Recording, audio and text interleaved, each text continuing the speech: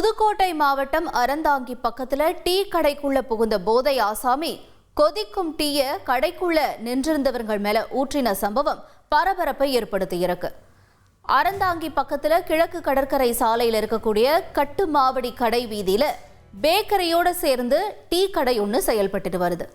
இந்த நிலையில தான் டீ கடைக்குள்ள புகுந்த அதே பகுதியை சேர்ந்த ஆரிஃப் கான் அப்படிங்கிற போதை ஆசாமி சட்டியில கொதிச்சிட்டு இருந்த டீய கடைக்குள்ள இருந்தவங்க மேல ஊத்தி இருக்காரு. இதனால வாடிக்கையாளர்கள் செய்வதறியாம ஓட்டம் பிடிச்சிருக்காங்க. இந்த சம்பவம் தொடர்பா கடையினுடைய உரிமையாளர் மணமேல்குடி காவல் நிலையத்துல புகாரும் அளிச்சிருக்காரு. தொடர்ந்து இது தொடர்பா போலீசார் அந்த நபர் யார் என்பது குறித்து விசாரணையும் நடத்திட்டு வராங்க.